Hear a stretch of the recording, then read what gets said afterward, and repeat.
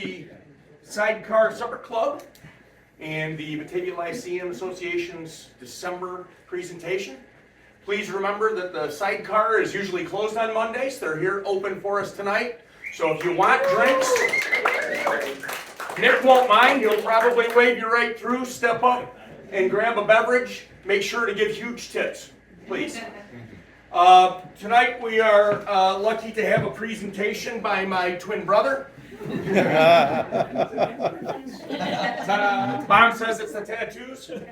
We are getting a presentation on 17th century art, sex, violence, probably some lies. Yeah, some lies. I had a professor of art history once tell me that an artist never makes a mistake about what they put in their painting. So I don't know if that's true or not. All on purpose. I've always wondered about it. But another professor also told me, if it ain't broke, fix it. So, welcome. Thank you. Can everybody hear me just fine? Yes. Good on volume. All right. Well, thank you so much. Thank you to the Batavia Lyceum Association. As always, giving us an opportunity to do this is fantastic, and it's been a number of years now, and great variety of topics, and it's a really great opportunity we have here in Batavia. So much appreciation to the Batavia Lyceum Association. Also, as Matt mentioned, Sidecar, thank you so much for allowing us to do this. And Matt's 100% right. Leave, get a drink, use the washroom, whatever you do. This is a bar, it's informal, have fun, and all of that. Couple of quick qualifiers before I start. I'm going to start my timer. Qualifier number one is I normally like to keep things at a tight 50, being respectful of everybody's time. This one went stretched closer to 60, so full disclosure, might be approaching the full hour mark. Second qualifier, and it's right there on the screen. It's going to get a little blue as the evening progresses, so I hope no one's going to be offended by that. It's right there in the title. So if the idea of shudders of orgasmic spasms bother you, full disclosure, and yes, my parents are here, so that's great. That's coming up.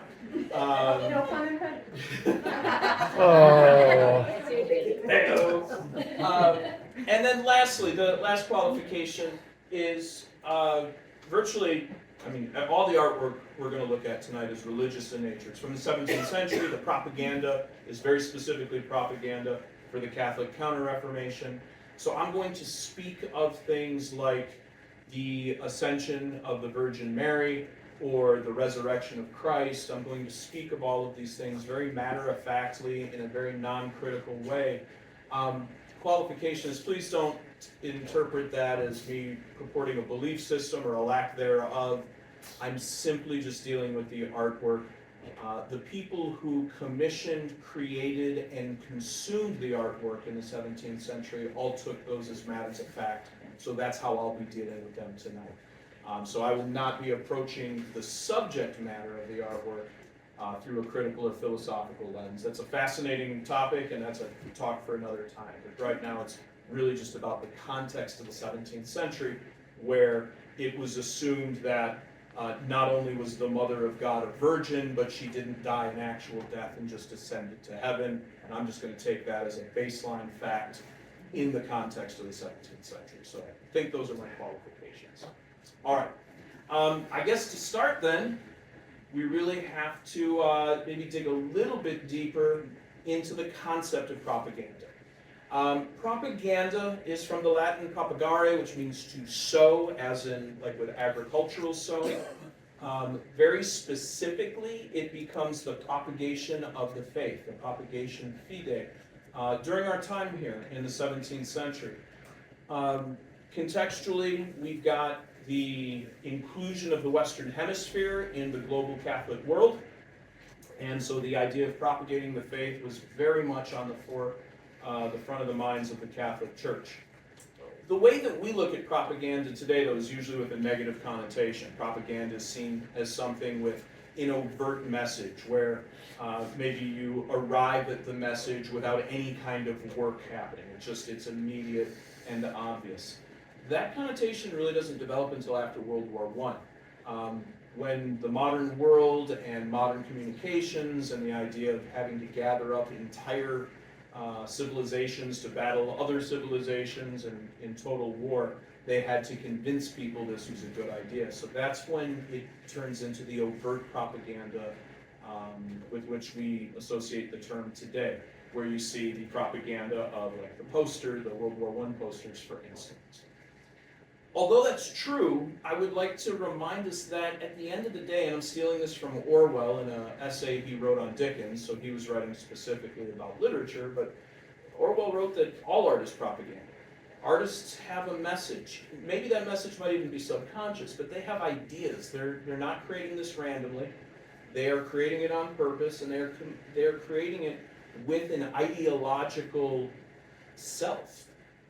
The ideology might not be front and center, but it's there, it's underneath. And so I think it does us well to distinguish between art that has an ideological message versus ideology that takes the form of art. And sometimes those get a little bit blurry. I would also want to remind us that time tends to soften the overtness of that ideological message.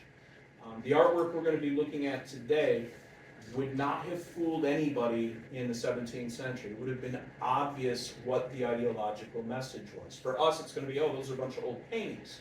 But for people in the 17th century, it was very, very clear, not just that they were religious paintings, but even to which subsect of Catholicism those particular paintings belonged. So that would have been overt then, but time has softened it. I don't know if time is going to still soften it for us. So we've fallen off this side here. So this one, obviously overt. It's dehumanizing German soldiers coming over here to steal our women with their bat of culture. I don't know if we're going to be able to look at that objectively as art at any point. Although there are art books now that contain World War I posters. Or is 100 years long enough? I don't know. World War II posters, that one's a little bit harder. Nazi propaganda is very difficult not to have the ideological message hit you right in the face before you can appreciate the artwork. I don't know if there's much there to appreciate because I can't see past the Nazism. We could go 1,000 years. That's not going to be considered good art. That's just shitty art, no way around it. But 1,000 years from now, are they going to care about the overt ideological message? I don't know. So I do just want to remind us that the art we're going to look at would have been as obvious as these are to us, to the people back then. But now we're I think the quality of the artwork was obviously much higher then, given the reality of how you had to create it, but also we're so much further removed. All right. Before we look at paintings, just a little bit of historical context. This is the early modern period. It's obviously not a modern world. We obviously don't have modern technologies yet, but modern ideas are starting to seep in. We're just past the Renaissance. We're starting to see the secularization of society, at least in Europe. Europe, in many ways, has been on the receiving end of many of these ideas, from the Arabic world through Central Asia and even in East and South Asia. And so it all sort of culminates in this early modern period for the Europeans by the time they actually caught up technologically and in terms of intellectually with the rest of Afro-Eurasia. We've got the addition of movable type printing. Now the Song Dynasty had printing 6 centuries before this, but using an ideographic language system where each idea gets its own ideogram, it doesn't make sense to have removable type. In an alphabetic system, it makes much more sense to have those removable pieces in the printing press so you can quickly mass produce individual pages. So this is a major, major innovation of the mid-15th century. That's followed almost immediately by the accidental stumbling upon the Western Hemisphere, and then the subsequent invasion and colonization, including North, Central, and South America into the Afro-Eurasian world. With that colonization, of course, comes the resources that are going to be exploited from the Western Hemisphere, primarily Aztec gold and Inca silver, and that's going to then fund so much of what's going to be taking place in European history. Thanks to the Arabic world and places like the Abbasid Caliphate, where so much knowledge not only survived but was also innovated, the Europeans are going to be on the receiving end of a scientific revolution. I picked 1543 because that's the year in which Copernicus publishes on the revolution of the heavenly spheres, which begins the process of replacing the old geo or earth-centered universe with the idea of a heliocentric or sun-centered universe. Lastly, we get the beginnings of capitalism. We've got, we're still in a mercantilist system where colonies exist only to enrich the mother countries, and the idea of a mother country is to amass as much hard currency as possible. But you also have the British East India Company and the Dutch East India Company starting with modern corporations and shareholders and stock markets in the Dutch Republic and in England. So you get the beginnings of capitalism as well. This is an incredibly disruptive time. Simultaneous, while you have the beginnings of a more religiously tolerant, more legitimate ideas of freedom and liberty, you also have the backlash against that. You have intolerance and violence and repression. What you also have is an anxiety. You have a world that had been, at least in Europe, accustomed to being in God's perfect, motionless center of the universe. And then in a very short amount of time, we go from that to revolving around a meaningless rock, around a meaningless ball of gas. And that all happens in about 150 years. And it plays with people's minds, and it creates this sense of anxiety, almost like a dualism in the intellectual and cultural life of Europe. And you can see all of that in the artwork. Maybe the most significant historical context for us, of course, was the Protestant Reformation. Yeah, I'm getting into John's area. In 1517, an Augustinian monk from Wittenberg, decided that the process of selling indulgences was maybe not the greatest idea. If you're not familiar with indulgences, they're basically get-out-of-hell-free cards. They were invented by Pope Urban II at the Council of Clermont in 1095 to encourage people to go fight the Crusades. The call for crusades was attractive to the European aristocrats, but they did have one question. All this killing you're going to ask us to do, isn't there that whole thou shalt not? And Urban said, shh, shh, shh. I'm going to give you a little piece of paper, Bubala. And on that piece of paper, it says you can kill whoever you want. We're going to okay your past sins, your current sins, and your future sins. You're good. And in a weird theological move, the killing, instead of requiring penance, became penance. And so the idea of holy violence emerges from the Crusades. Now, that was a few centuries before this, but the idea stuck with future popes. And by the time you get to the early 16th century, this is the era of the Medici popes, like Leo X and Clement VII. And the Medici popes were not popes because they were the most pious or they were the most knowledgeable about theology. They were the popes because they came from the richest family in Europe and they purchased the position. The first Medici pope, Leo X, bankrupted the papacy in 1 year. His lifestyle was so lavish and his art and architectural projects were so major, he ran the coffers dry in a year. Here's a fundraising idea. Sell forgiveness. And so he sends his priests out with literal menus of sin. You could pick what you did or what you might want to do. You could buy dead relatives out of hell. You could fast forward somebody out of purgatory. It was an amazing fundraiser, and they were able to finish building St. Peter's Basilica thanks to it. But theologically, some folks had a problem with it. So Martin Luther nails his 95 Theses, or his 95 arguments against the process of selling indulgences, to the door of the Wittenberg Cathedral. Now, Martin Luther's intent was not to split the church or Europe politically in half. He simply wanted to make a protest for reform. But his protest for reform, of course, turns into the Protestant Reformation. And the Catholic Church splits, Europe politically splits, and it is an additional crisis of this early modern period. I do this historical context to try to give a sense of all of the things happening. There's printing press, there's the inclusion of the Western Hemisphere and its exploitation into the old Afro-Eurasian world. There's the scientific revolution, there's the Protestant Reformation, there's the beginning of capitalism. This is all happening simultaneously. So it's incredibly disruptive. And you can see that disruption in the artwork. This is obviously a super famous piece. This is The Last Judgment. Michelangelo, of course, had done the ceiling of the Sistine Chapel 25 years prior to this, but he was beckoned back by Pope Paul III now to do the altar wall. When he did the ceiling, that's before the Reformation. When he does the altar wall, it's after the Reformation. Add to that that the Holy Roman Emperor Charles V also sacked Rome in 1527. That was unpleasant for them as well. What the ceiling of the Sistine Chapel differs from this is The Last Judgment is the whole concept of lamentation, terror, and horror.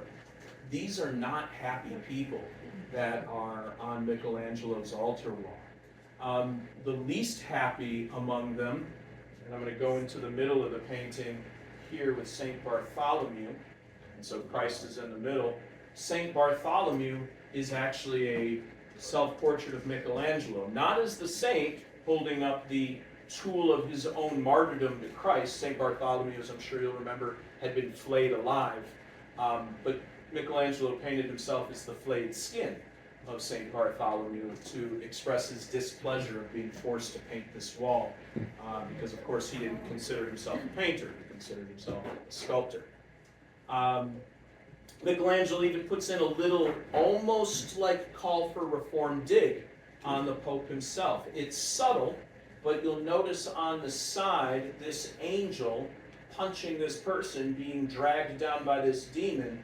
But if you look closely, this person is holding papal keys in a bag of gold.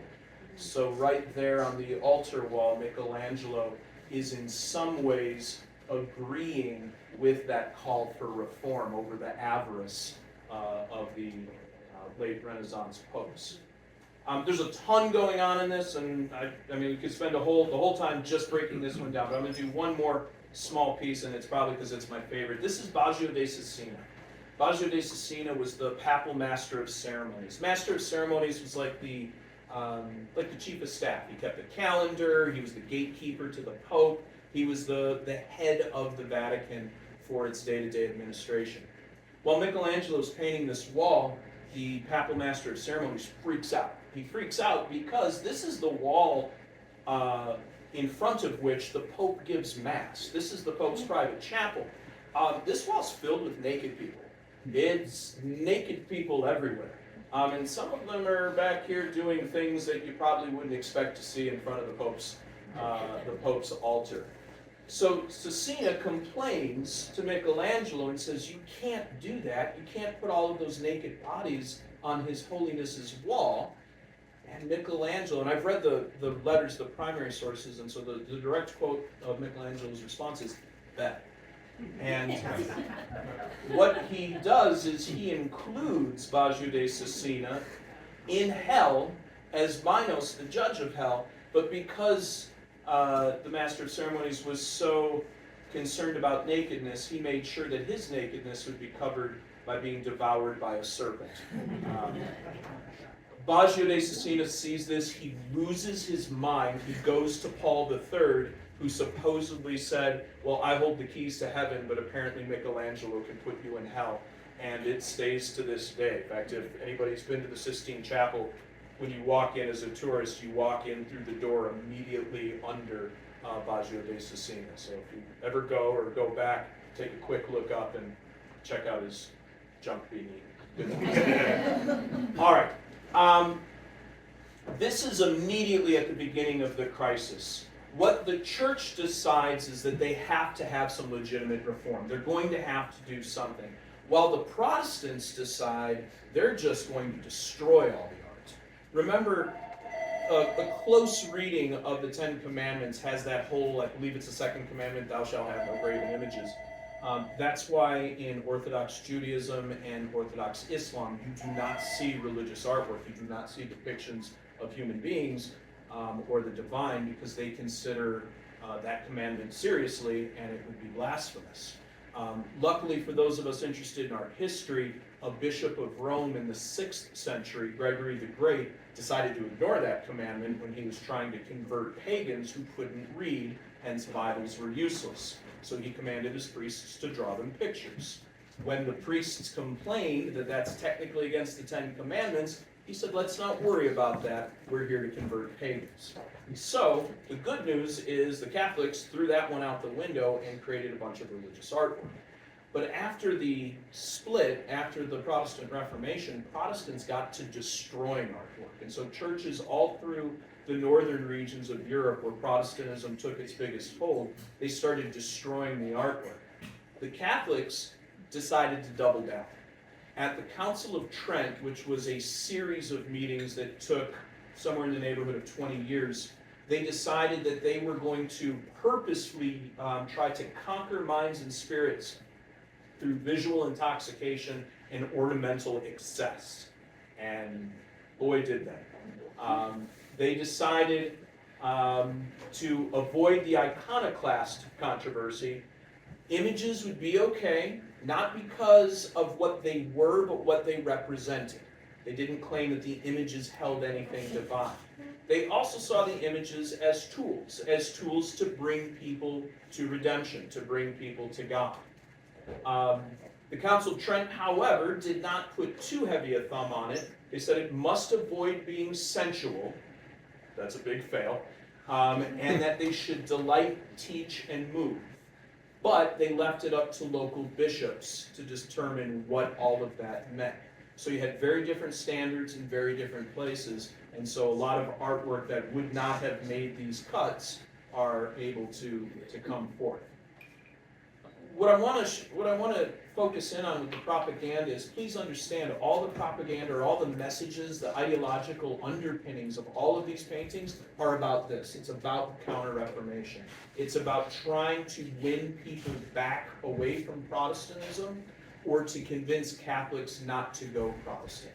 So they try to, again, win hearts and minds through visual excess, oftentimes employing sex and violence to do so. One, people like to look at sex and violence. And two, if you haven't read your Old Testament lately, giddy up. There's a lot in there, both sex and violence. What this sparks initially is called Mannerism. Mannerism is a style of artwork that comes between the Renaissance and the Baroque. It's usually kind of almost a pejorative. There's some great Mannerist painters, but generally in art history, this is seen as like the downturn between two great styles. It's generally based on the manner or the style of Michelangelo, and it's known for being odd and weird body proportions and weird lines, weird curvature. We'll look at just a couple of quick examples. This is Bronzino's The Martyrdom of St. Lawrence. Can anybody quickly find where St. Lawrence even is? He's the one being roasted alive. Can you pick him out? He's right here. This is really busy, right? This is not what the church meant about being instructional. This caught a lot of flack. What they tried to do, a lot of these Mannerist painters, was copy Michelangelo's altar wall. And so that's why you have all the nudes and you have them kind of twisting this way and turning that way. But the reality is not everybody was Michelangelo, so not everybody could pull that off. Another example is by somebody who's perhaps more famous is for being an author, Vasari, the guy that wrote the lives of the artists, but he was a painter as well. Not a great one though. This allegory of the Immaculate Conception, it's not terrible. The Virgin Mary's neck is way too long. I don't know how this person is actually sitting like that. It's kind of uninspired. It doesn't spark any emotion. It conveys the message, the subject matter of the church, but without kind of that human message that goes along with it. In response to paintings like this, an Italian bishop from Bologna wrote a book called The Discourse on Sacred and Profane Images. This is Paliotti. Paliotti criticized much of the artwork, said it was too confusing, unnecessarily complicated, wild gestures. It didn't properly convey the emotions. It was superficial.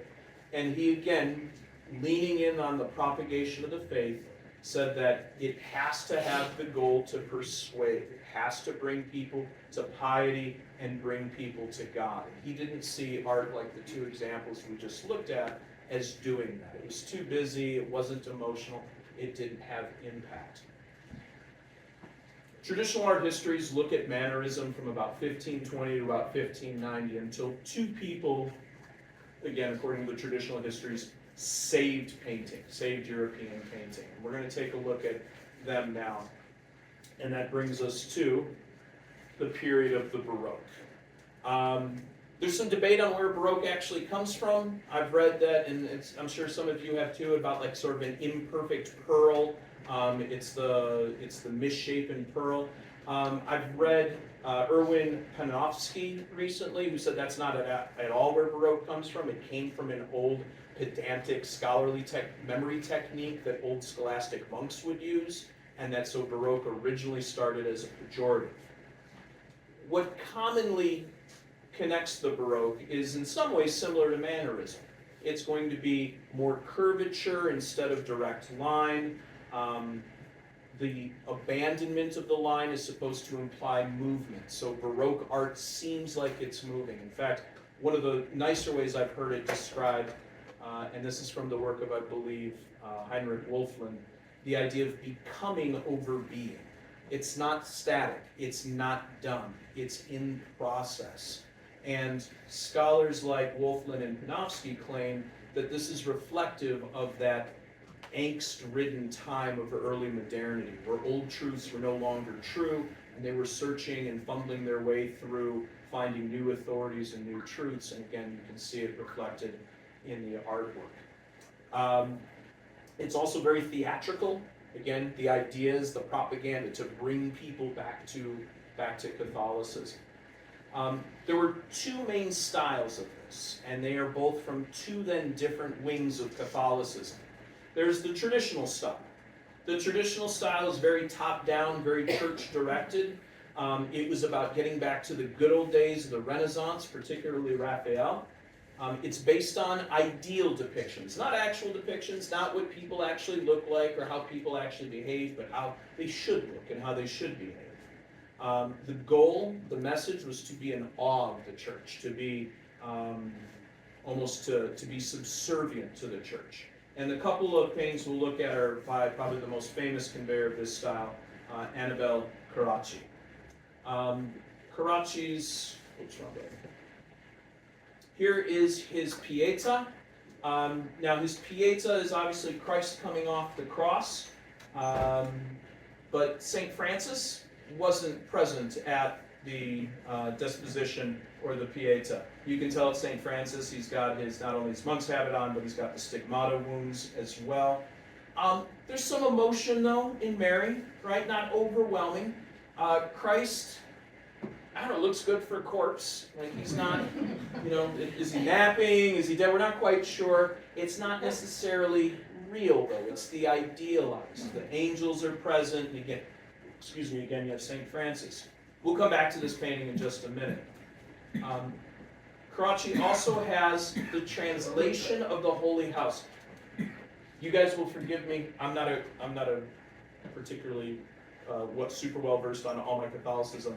I just learned about this, so you will excuse my ignorance for my excitement about what I recently learned, which is that in 1294, I wish I were making this up, I am not, on the night of December 9th, 1294, 730 years ago right now, if you don't bother queuing in for the Gregorian calendar adjustments, we'll pretend that didn't happen, because that was in 1582. 1294, 730 years ago right now, the Holy House, the house that Mary lived in when the archangel came to her and announced to her the annunciation that she was going to be magically impregnated. In 1294, angels picked up that house and they flew it from Nazareth in modern-day Israel, and they flew it to the Italian city of Loreto, which is conveniently part of the Papal States.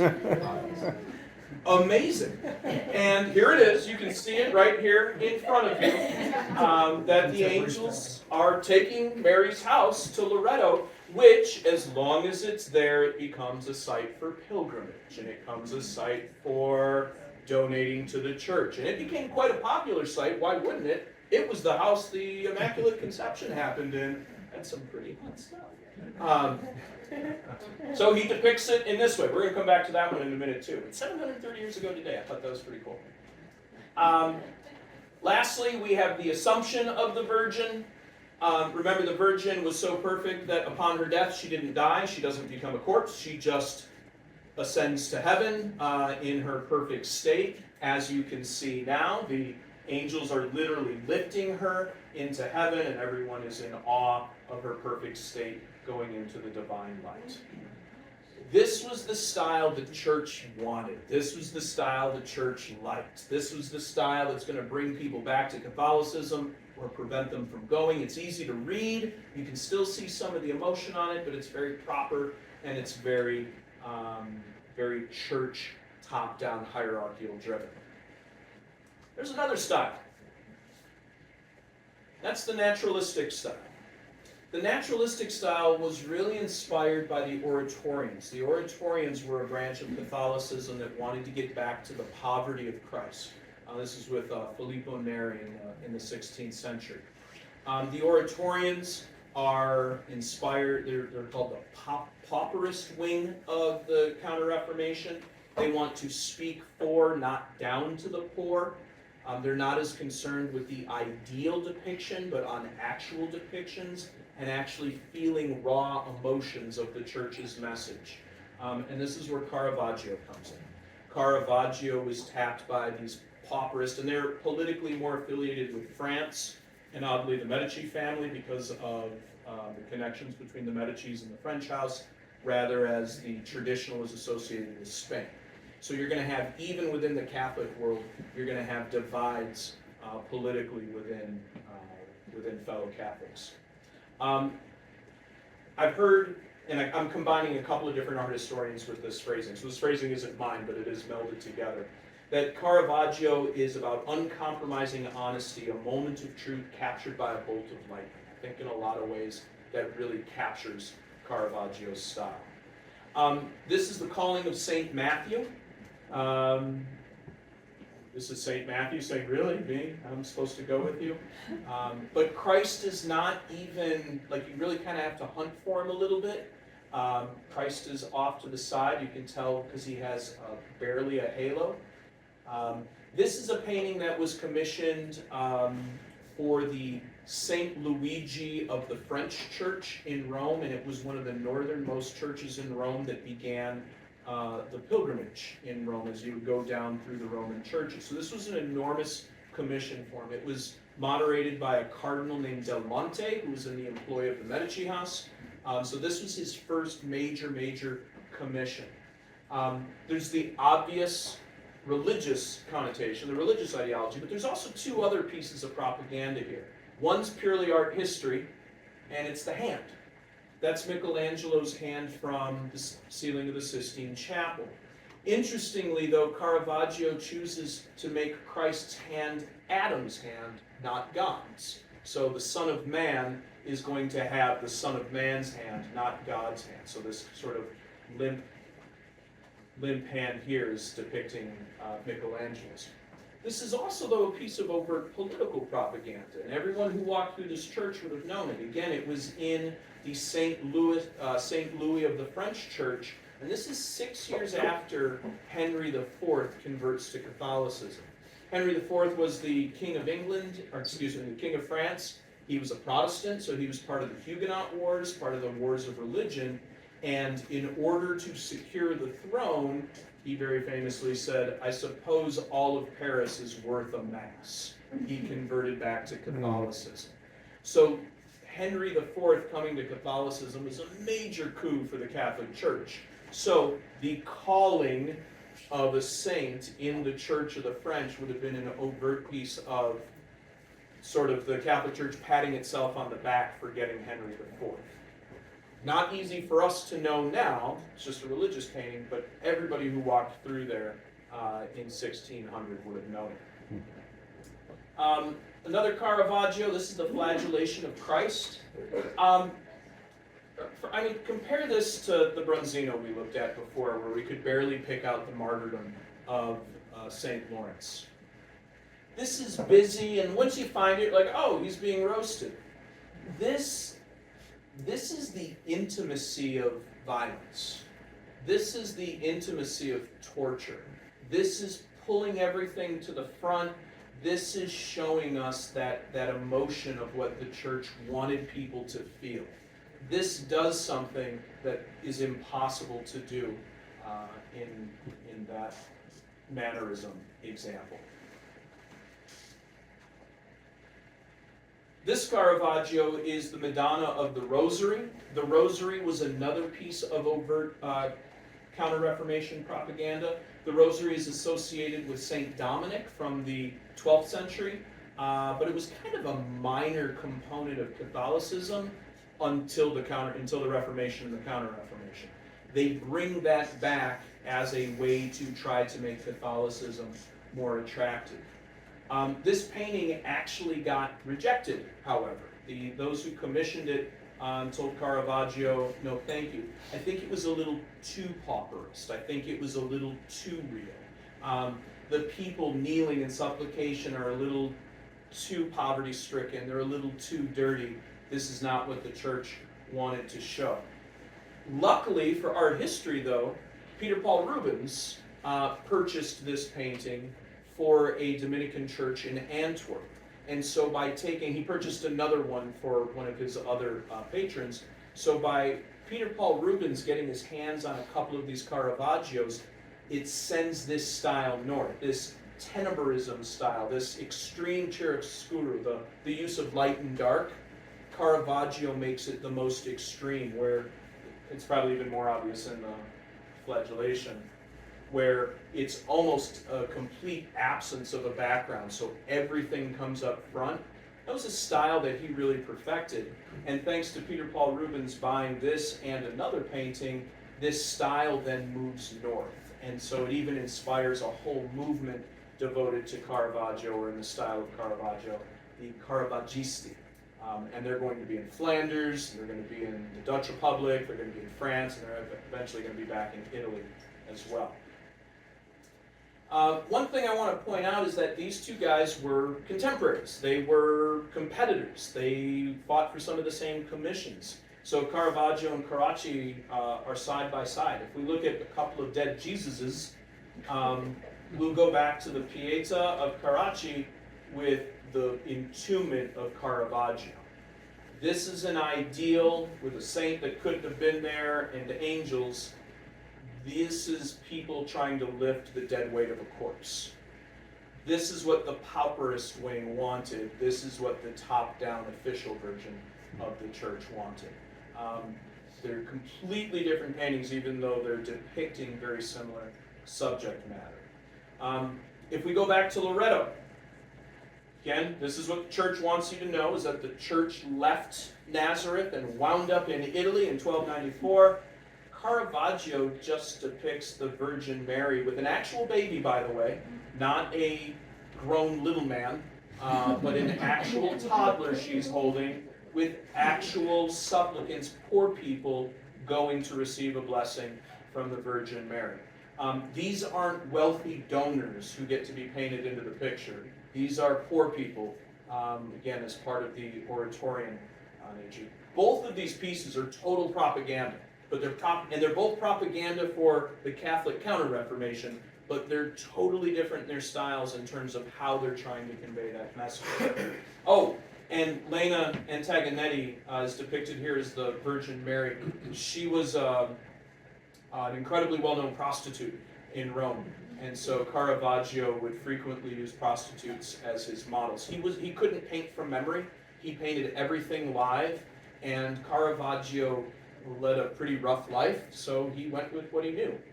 The Calling of St. Matthew, that's a Roman bar that he painted in, and so here the Virgin Mary is a prostitute, which didn't cause him flack for this one. This painting they really liked.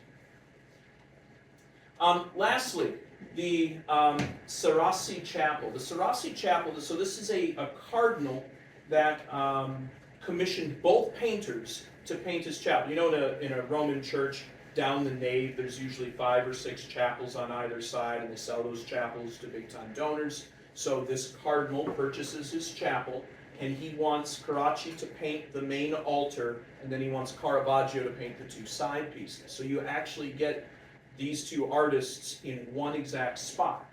And so here's what they paint. You get the Assumption of the Virgin, which we looked at. By the way, here's what it looks like in real, but you can't see the Caravaggios from this angle. So here's where we're at in the, this is at the Santa Maria del Popolo, the Saint Mary of the People, also in northern Rome. But in this particular chapel, here are the paintings you see. And so, again, a very different style. This is the crucifixion of St. Peter, who did not deem himself worthy enough to be crucified like Christ, so he'd be crucified upside down. Caravaggio depicts like the manual labor involved in crucifying someone. Right? There's nothing ideal about this. This is as actual it gets. It's an old man struggling to lift his head as the nails have just been put through his hands. This is the conversion of St. Paul. This is an odd painting. Caravaggio did this one after Carracci did his Assumption. Carracci did not take kindly to having the horse's ass pointing directly at his depiction of the Virgin, but that's how it has stood now for over 400 years. But you can really see the difference in these 2 approaches to Catholic art of the 17th century.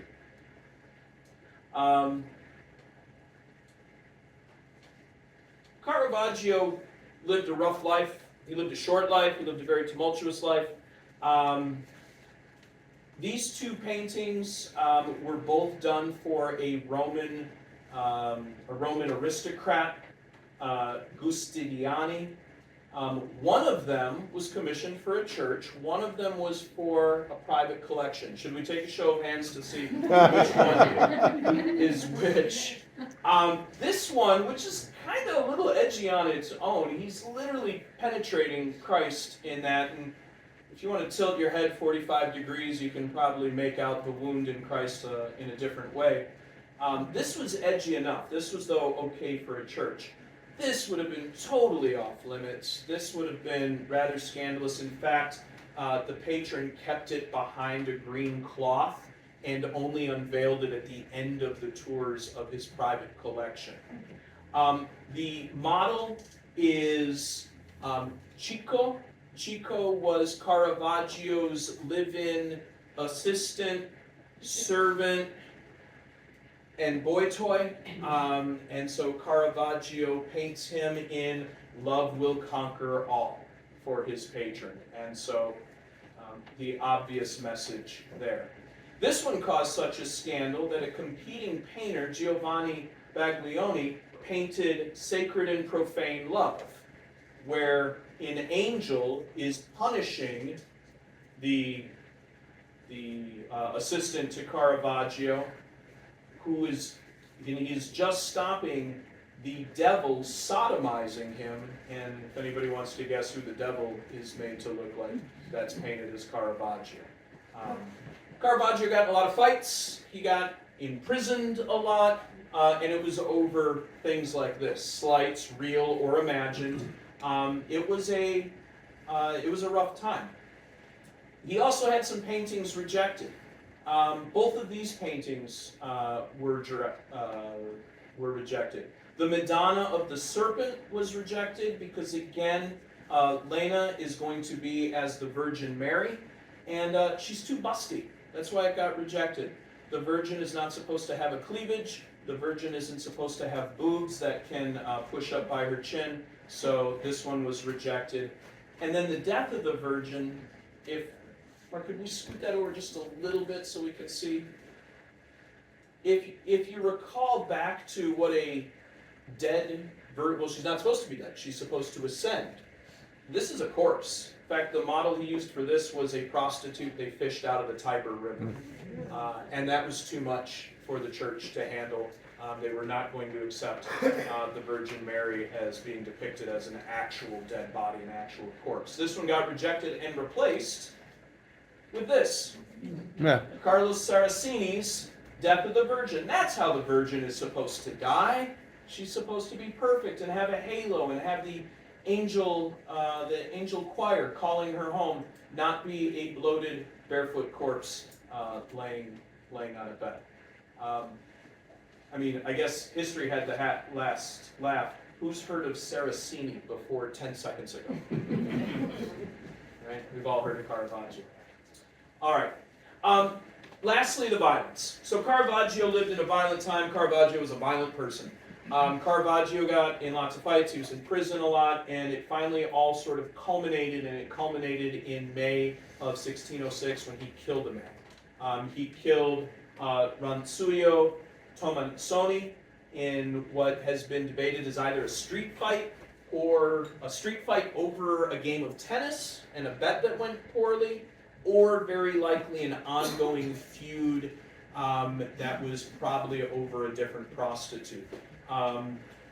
Tomassoni was a known pimp. There's some debate that Caravaggio may have dabbled in pimping himself, and that they were probably fighting over the employment of a particular prostitute. Her. Filde Malandroni, who is being depicted as Judith beheading Holofernes. The story from the Old Testament where Holofernes is an Assyrian general and he comes in to conquer the Israelites, and so Judith, one of their women, meets him, seduces him, gets him drunk, sleeps with him, and then cuts off his head. It's a very famous painting throughout the Middle Ages and the Renaissance, and so Caravaggio adds his little version of sex and violence here, using the prostitute that he probably was the impetus for the street fight where he killed a man. This type of, that was the wrong, there we go. This type of depiction is copied again. This is Artemisia Gentileschi's version of Judith beheading Holofernes. She has a very different message, though, to convey. Gentileschi had been raped, and it went to court. The documents are there. Whoops. And she paints, I don't know why. Oh, sorry, it's down here. She paints herself in as Judith, and Agostino Tassi, her rapist, as Holofernes. So she got sort of the eternal revenge by beheading her assaulter for us to talk about now 400 years later. Maybe my favorite beheading, if I had to pick one beheading to be my favorite, it would probably be this one. There's a couple of different versions of this story. It is certainly a self-portrait. It might be a double self-portrait. There's debate about that. This is immediately after the street fight. Some art historians have it as one of his last paintings. It makes kind of a romantic story that it's one of the last ones he did. But stylistically, with that extreme tenebralism, it's probably from the late Roman period. He painted this as basically hoping to be his ticket back into Rome after the murder. He had been banished. It is maybe his assistant or maybe a younger version of himself looking down at the decrepit person he has become. So this would have been a current self-portrait, and maybe this was an idealized self-portrait or that of his assistant. I think he suffered from self-esteem issues, if that's going to be his self-portrait. But this was given to, or was meant to be given to, and eventually found its way to Scipione Borghese, who was the nephew. He was a cardinal of Rome, but more importantly, he was the nephew of Pope Paul V. And this was supposed to be Caravaggio's ticket back into Rome to get his sins of murder erased. That didn't work out. It didn't work out right away. So instead, he fled to Malta, and he tried to join the Knights of St. John in Malta, which he did only after painting a bunch of paintings for them, culminating with the beheading of John the Baptist. This was the painting that he did that got him his knighthood, and a knighthood would have got him cleared of his crimes. The problem is, within 2 weeks of being granted his knighthood, he got in another fight in Malta with one of the senior knights, threatened him with a sword.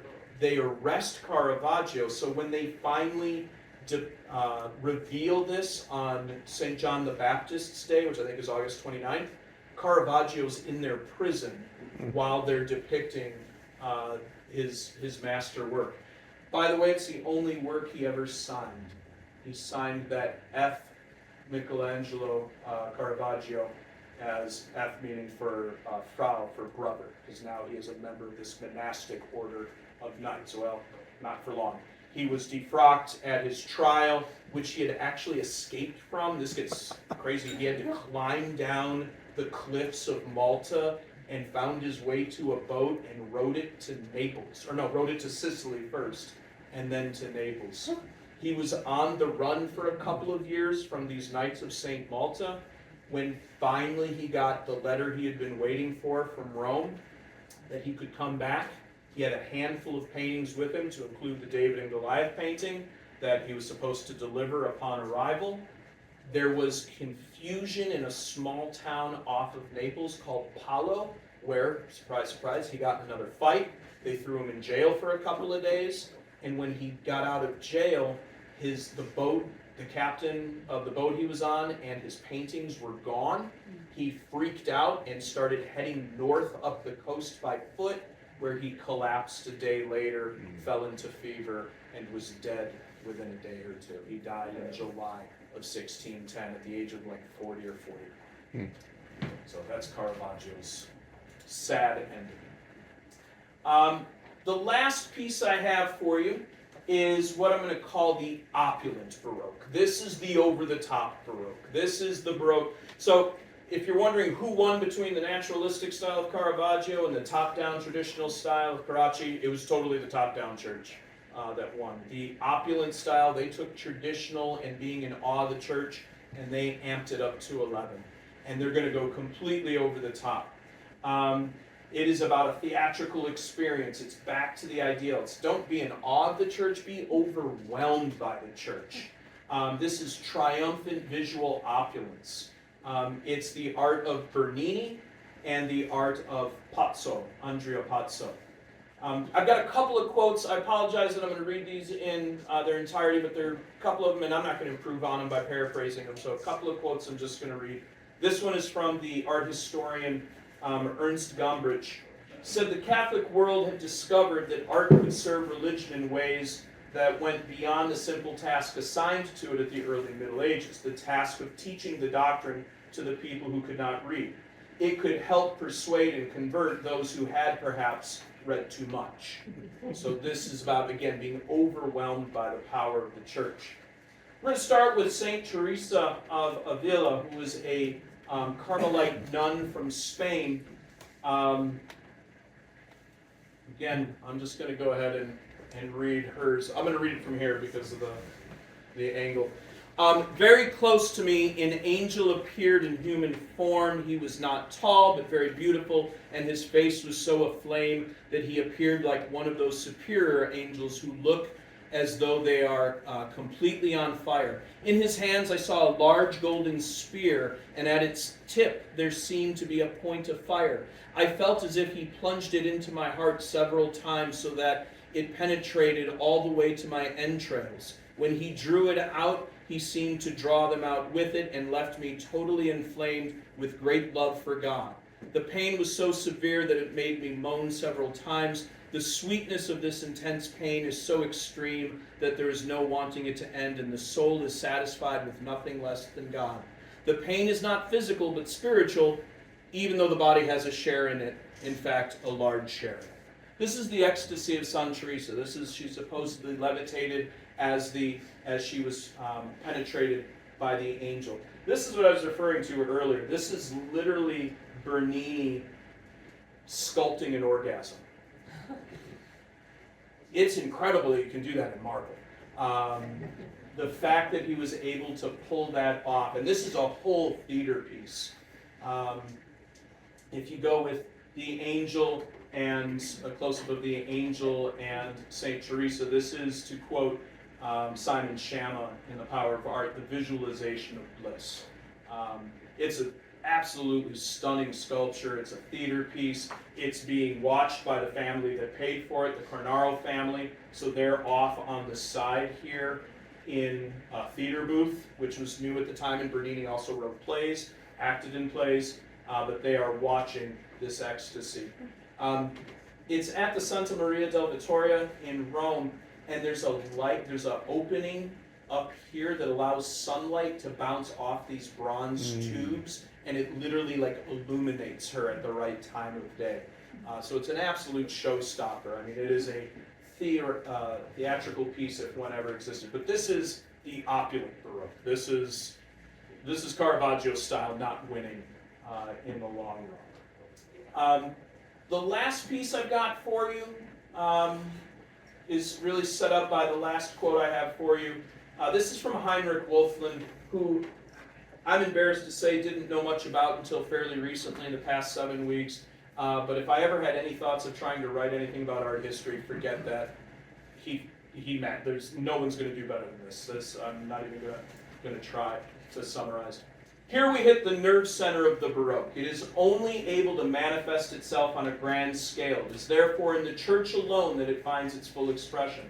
The pathos of the post-classical period is in the desire to be sublimated into the infinite, in the feeling of overwhelmingness and unfathomableness. The comprehensible is refused, the imagination demands to be overpowered. It is a kind of intoxication with which Baroque architecture fills us, particularly in huge church interiors.